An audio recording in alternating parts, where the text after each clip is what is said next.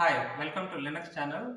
See, time to time I get a frequently asked question from viewers and sometimes even I get this query from my students as well, especially those who are working on some company projects and things like that. Okay, any kernel stack and stuff like that. So they ask that whenever they do any work on escape of data structures, some they do via netfilter hooks and they do a custom kernel module and some they do directly on the kernel like I discuss most of the times. Okay, it's just not a kernel module, they directly do some work on existing stack.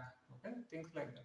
So they get some crash or hang, especially when they work on skb data structure. So this is the query I get quite often. See, I thought I can give some few tips. I have kind of discussed these things in the past, especially when I started the Linux channel channel itself.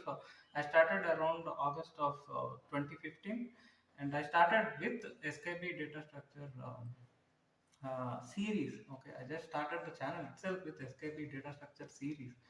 So I did a quick walkthrough of few APIs, as you can see here. Some of these are really old. Okay, so I did a very quick walkthrough of various APIs and discussed that what these APIs do and stuff. So in case if you work in overall with network stack in Linux kernel space, okay, there is no question of using any sockets or there is no any custom data structure needed to handle the packets, unlike the user space. So user space, if you do, it depends if you use any pcap library and stuff like that. But a person like me, usually I use raw sockets or some other means, and when I get the packets, I have my own data structure to hold those packets. But in the kernel, you have the skp data structure. uh, One of the fundamental problem with SKB data structure is it is quite vast. It has so many things added up throughout all these years. So I still remember when I started getting into kernel space, I started with 2.x kernel and I think 2.4 I just started and then migrated to 2.6 or something like that. So this I'm talking about around year 20, I mean 2007, stuff like that. So it is around that time, 2007, 2008, something like that. So at that point of time, there used to be not so much complexity like what we see these days. Now you have network namespaces and various things actually. So and apart from that, there is lot of features keep getting added into the kernel network stack. So as they get added, you also tend to see lot of new APIs getting added. You also tend to see lot of member variables getting added into that skp data structure. So what I meant is, if you go to skp data structure, uh, let's take any example here. Let's say, yeah, we go to the header file and then if you explore, okay, you have extensive documentation as you see here in the form of comments. So you can see there they have done a lot of extensive documentation.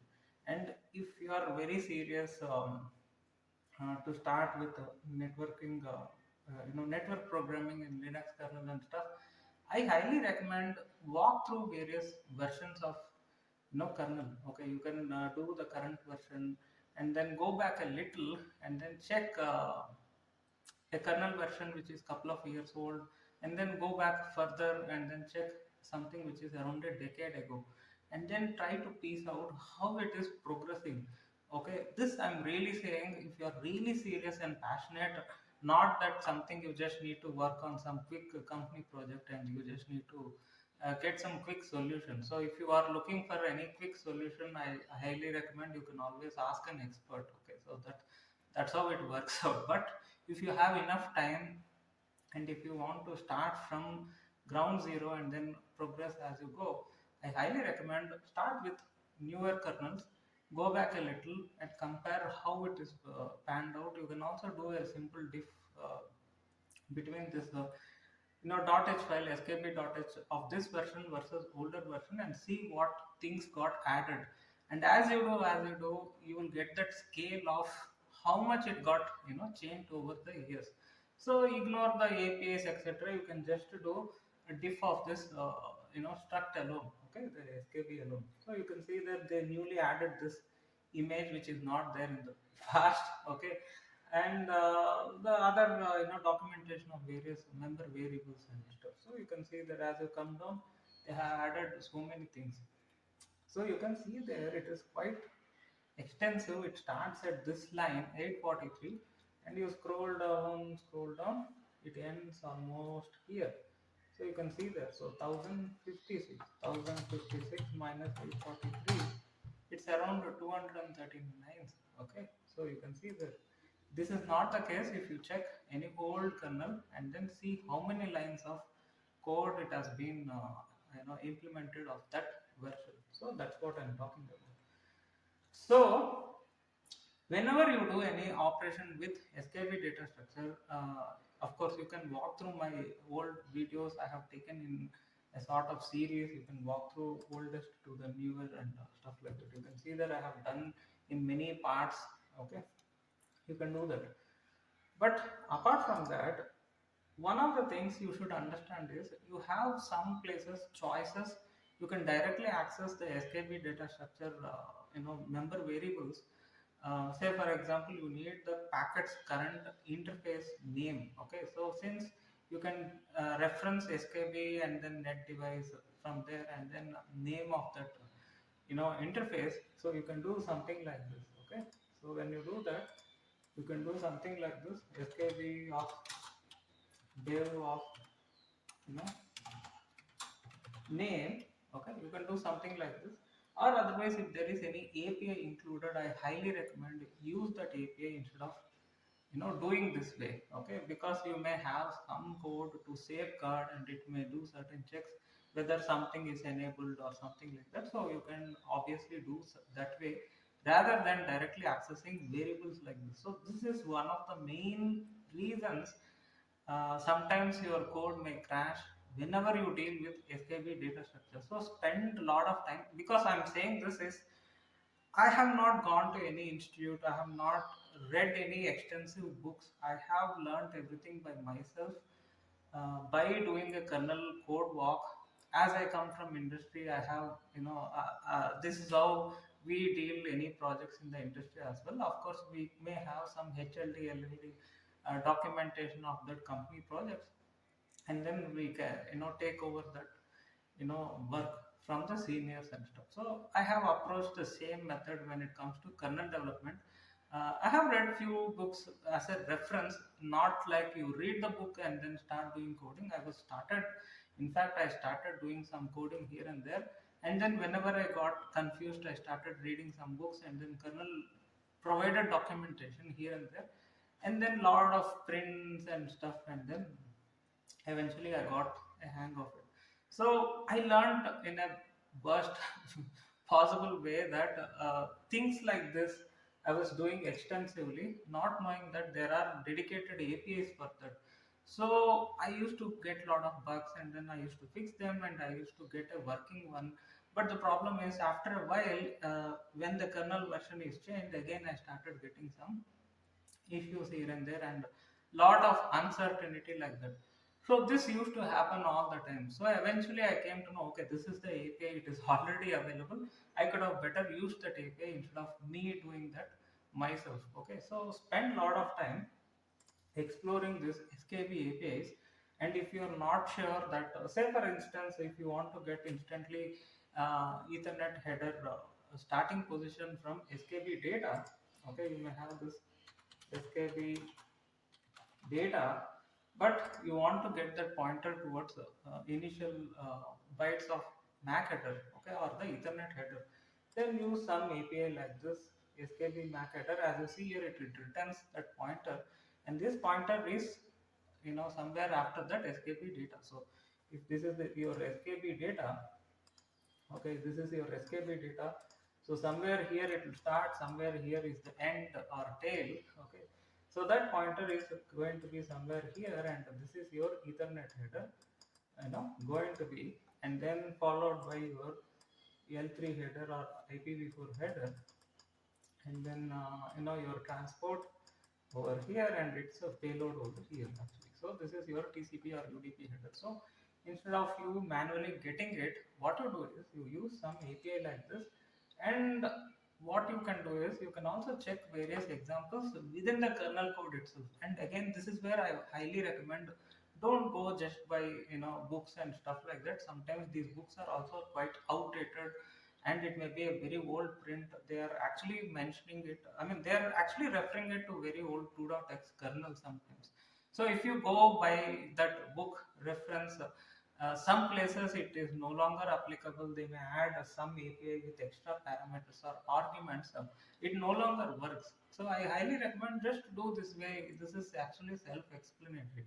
So for instance, we take this example, SKB MAC header. You click it, and you find its various references how others are using this API. So you can take any random example, just any random example. For the sake of simplicity, let's pick anywhere it is getting used in IPv4 stack. Just we try it. So you see here it is used in drivers net. We can ignore for now and go to this net IPv4. You can see that somewhere it is getting used. So pick say for instance this route or something, and you come here. Here they are using, and here it is getting passed as a function argument. So this is not going to help us much. So go back and then check is there any other good examples are there. Okay. So in this case you can see what they are doing is SKB MAC header, and then that they are typecasting and getting stored as IP header. I'm really not sure why they have done like this, because SKB MAC header is supposed to get that Ethernet header. So it again depends. Sometimes there are chances that if it is a egress traffic, you may not have that MAC header yet developed. Okay, actually this itself starts with IP header. Okay, that is why I'm saying SKB data structure is very complicated to understand, but once you understand, you'll get the seriousness, and then you get a hang of it. At various instances or locations, it behaves in a complete different way. So in some cases it starts with IPv4 header or the network header. In some cases it starts with Ethernet header. This is in the case of RX path, versus in the TX path, if you do any debug of SKB data structure, then in the TX path, Ethernet header won't be there yet in IPv4 stack. So hence that may be the case. So what we do is, since this is confusing, we can also refer your other cases like netcore device.c. Check over here. You can see there again. This is not going to help us much. Okay, and go to any references like this drivers and stuff, and see here how they are using. So here you can see this is what we are actually expecting. So in this fireware driver, fireware net.c, in this driver they are using this SKB MAC header, and they are getting the first header of SKB itself is this MAC header. Okay, that MAC header could be even IPv4 header, as for the reasons I mentioned. If the Ethernet or the MAC header or L2 header is not yet populated. So if that is the case, this is going to give us the actual IPv4 header if it is not yet done, or if it is already done, then you are going to get its true MAC header, which could be PPP, it could be Ethernet, it could be any L2 protocol. Okay, so in this case you can see they are initializing this ETH data structure, which if you come up, this is nothing but this ETH is nothing but Ethernet header. Here somewhere you should be able to see it is nothing but Ethernet header. Yeah, ether type etc. Yeah, as you see here, FW net header. So this is a custom some firewire thing which I'm not much sure about. I'm quite well versed with regular Ethernet, not the other L2 types actually. So we again ignore this example, and then you can go back and see if any Ethernet driver or modules are there and how they are using over there. So if you search something like Ethernet, you can see their tab kernel and tab drivers are there. So for instance, if you see here, again they are passing this as a function argument. Okay, so again we ignore this, we go with some other examples like this and see if we can find anything useful. Okay, so my main intention is, through various videos. Yeah, this is a good example. You can see their skb mac header. What they want is they want to populate this ethernet header position. So they are initializing this pointer, and that pointer is pointing to this return of this skb mac header. Hence this is something you can hand code here. If you go back, you can hand code skb head or something something, you can hand code this. But you can notice they may put certain checks over here. If skp is null, then return null. If it is something else, you can do all sorts of safety checks. Because of that, by using kernel provided apis, the code is always going to be uh, fail proof. Okay, so it is not going to crash. Okay, versus you do by yourself. Okay, so that's what it is. One of the main important things, like I mentioned earlier, is if you do by yourself, tomorrow if they change anything, the data structure or other further apis within that skp data structure, the problem is your code is not yet ported. Okay, so it is not yet forward ported versus whatever you had originally written for. So this may cause an issue as you port it to the upcoming upstream kernel versions. So if you don't know that, okay, they have done some changes, and if you just try to merge your code into the upcoming upstream kernel versions, it may create issues. Hence I'm saying keep an eye of all these APIs. And if you are a beginner, this is enough. If you are an experienced person, you also can. I mean, experience, I mean like a couple of years or around 5 years of industry experience. Keep an eye once in a while if any changes have been done on this existing APIs and things like that, so that mentally you are aware that what is the historical changes done, what we can expect in newer kernel versions of dealing these things with SKB versus older versions of Linux kernel. Okay, so this is what, and you can also keep some imaginary version as your base version. So if you ask me, I still feel that since I started with 2.4 and actually I started with 2.6, 2.4 is quite prevalent. It is like LTS those days. Uh, but technically, I started actually doing any work inside the kernel because I need to port my own traffic user from user space to the kernel space, and I need to start from scratch. And I'm not doing this as any company project. This is my own company. I founded the company, but as a CEO, I felt this is a quite critical work, and I want to do that kernel stuff by myself actually. So this is what it is. Hence, I have I don't have any timelines or deadlines. I'm just more focused towards market thing and the business prospect and stuff. So it is a different call at that point of time. Okay, so that's what it is. Okay, in my case it is completely different. Hence, if you don't have such things, and if you have time constraints, I mean to say, if you have time constraints, then definitely you need to figure out a way which can solve your you know requirements. But if you have enough time, I highly recommend go between various kernel versions, explore, and keep something as your base version. Okay, in my case it is, as I said, 2.4 is LTS sort of, even 2.6 is LTS sort of. In fact, I bought at that point of time whatever my system I had at home is not good enough to compile 2.6 kernel because it is quite bulky, but I can compile 2.4. Then I got some sponsorship, I got a couple of dev test servers, and then I was able to compile 2.6 kernel as well. Otherwise, if I compile the 2.6 kernel in the older system, it used to take around 2 hours of time. So this is what it is. So keep a track of various APIs. There are APIs specific with port level stuff. Okay, you may have that implementation in dev.c. There are APIs specific to IPv4. As you can see, this, I mean, not IPv4 alone, it can be used for IPv6 or anything. As you see here, they call generic as MAC header, and then you can also come down, you can see transport header and then network header and stuff. Okay, so you will find somewhere as network header. Yeah, you can see the network header. So if you want to get IPv4 header starting position, you can use this API as well. So you can check before you use, and you should also have some common sense, like I always mention in SKP. Just see the context where you are using. So I said earlier this RX path and TX path. So what I meant is, if there is an incoming, frame, okay, and there is an outgoing frame. So this is your RX path and this is your TX path. In the case of RX, always the frame is fully formed.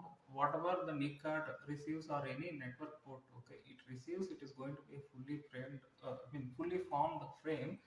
So as the frame arrives here, it is going to have all layers. It is going to have L2, it is going to have IPv4, it is going to have transport and payload and stuff. So it is a fully formed frame. So your SKB data is going to point over here. The SKB is going to point over here. So in the case of TX path, you are actually building that frame, and let's assume this context is inside that IPv4 stack, not outside of IPv4 stack and not before the IPv4 stack. So here somewhere the packet will get formed, and if you actually see here, if you debug the packet bytes over here, one of the important things also you should do is always just try to print few bytes as a part of your debug code, and once it is all working fine, you can comment it or remove such debug code. So just do that hard work. In my case, if you ask me, I always do an entire kernel compile with all these debug prints and all, and that hard work pays off, okay, because you are literally sure that at what place what happens, okay. And I'm not, again, as I say always, I'm not a big fan of using any extensive debug tools. Again, that is just me. In your case, it is up to you. You can use any such tools. So if you see over here, there are possibilities. It will always start with IPv4, and you will never find any Ethernet header over here because it is in the TX path. And then this will be your transport layer, TCP UDP, and this is going to be its payload. You can get only Ethernet header in the driver level. Once this goes out of this, let's assume this is your, as I said, this is your IPv4, okay, stack, or it can be even IPv6 stack, or it can be anything. So you can find that Ethernet header only after it goes out of this context somewhere here, then you will find that it got newly this Ethernet header added. So this is going to get this L2 header added. So this will be the case, but may not be necessary if you are doing this work in your bridge stack. Okay, I'm saying this net bridge stack. So in case if you are doing that, net bridge is any L2 bridge. In that case, what happens is, whenever you sniff the packets, you will always find L2 intact because it's just working as a L2 bridge. It's not actually generating any local host packets. See, in this case, it's a local host packets. Okay, it's not any routed packets. In case if it is a routed packet, then it's a different story. It will come here, it will go here, it will go here, and it will try to get to this TX path. And since this is a routed packet, in the case of TX path, you may find that layer 2 header intact. So there are so many things like this. Hence, SKP data structure take a lot of time, do extensive debugging, and keep your books as reference, and then start understanding it before you get to any work and start implementing of anything actually. So this is what is my best recommendation for you. So always use APIs. So the bottom line is always use APIs. Take a lot of time, understand how it came to this stage through various iterations and various generations. Walk through various kernel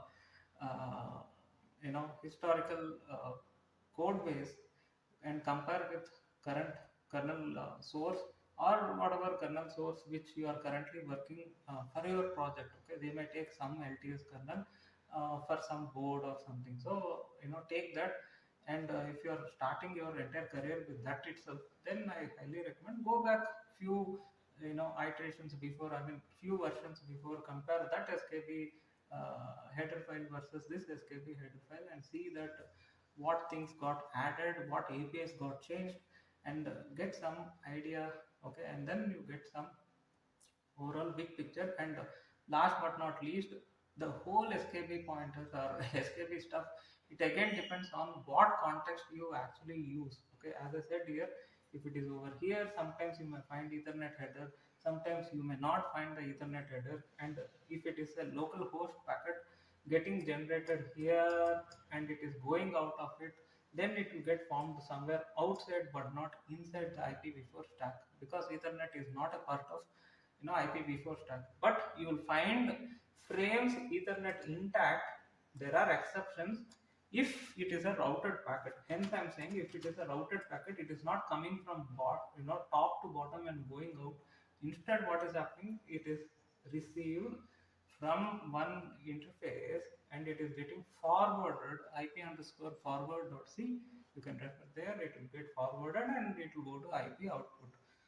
IP underscore output. Okay, so it will go to this context and it will leave. Since this is actually received frame, the L2 will be always intact. Okay, it's just receiving this, it's getting forwarded and it will go out actually. Hence, here L2 will be always intact. But if it is a TX path of local host, then there won't be any L2 header yet formed. Okay, hence, depending on the context, you will get different results of this, you know, various skb related apis. So take lot of time to explore all these apis, see various examples and see various contexts, how other places it is getting used, before you conclude and use anything. And if you are not sure, definitely 80 to 90% chances are there you will get some or other kernel crash. And it's just due to this reason, because you may think that it is pointing to this header and you calculate roughly this many bytes it may have, but end of the day that is not the case, because it is actually pointing directly layer 2 or something. I'm just giving an example. Things like this often you find even more at different cases. Hence, take your time, go through all skb apis, and the whole data structure itself. So hope these tips and steps is going to help you. If you have anything to discuss, be in touch via mail, or if you are interested, you can also think about joining the courses which I conduct. Okay, although I work, I do still conduct classes to my students actually. So check it out. So thanks a lot for joining me. Stay tuned. Have a nice day. Bye bye.